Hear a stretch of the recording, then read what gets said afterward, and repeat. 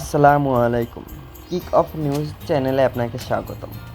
আজকের ভিডিওতে আমরা জানব বাংলাদেশের বিমান খাতের একটি বড় পরিকল্পনা সম্পর্কে।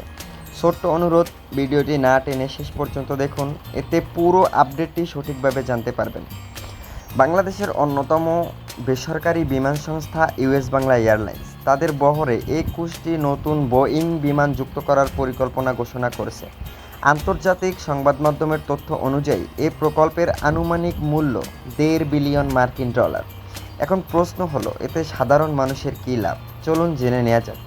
বর্তমানে ইউএস বাংলা দেশের অভ্যন্তরীণ এবং আন্তর্জাতিক দুই ধরনের রুটেই ফ্লাইট পরিচালনা করে। নতুন বিমান যুক্ত হলে কোম্পানির বহর আরও বড় হবে। এতে ভবিষ্যতে নতুন আন্তর্জাতিক রুট চালুর সুযোগ তৈরি হতে পারে এবং যাত্রীদের জন্য আরও বেশি ফ্লাইটের ব্যবস্থা করা সম্ভব হতে পারে।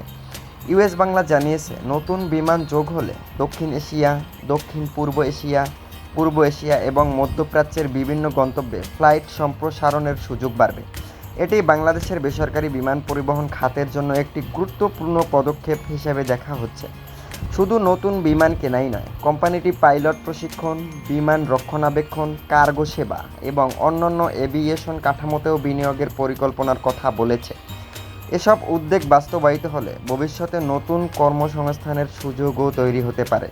তবে একটি বিষয় মনে রাখা জরুরি, এটি কোম্পানির ঘোষিত পরিকল্পনা, অর্থাৎ সব বিমান এখনই দেশে আসছে না। পরিকল্পনা অনুযায়ী এগুলো ধাপে ধাপে সরবরাহ করা হবে।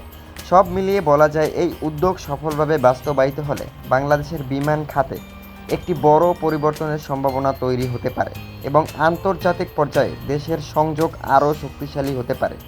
এখন আপনার কি মনে হয়, ইউএস বাংলার এই পরিকল্পনা বাংলাদেশের বিমান খাতকে নতুন উচ্চতায় নিয়ে যাবে? কমেন্ট করে আপনার মতামত জানাতে ভুলবেন না। ভিডিওটি ভালো লাগলে একটি লাইক দিন, বন্ধুদের সঙ্গে শেয়ার করুন এবং চ্যানেলটি সাবস্ক্রাইব করুন। ধন্যবাদ। আল্লাহ হাফিজ। দেখা হবে পরবর্তী ভিডিওতে।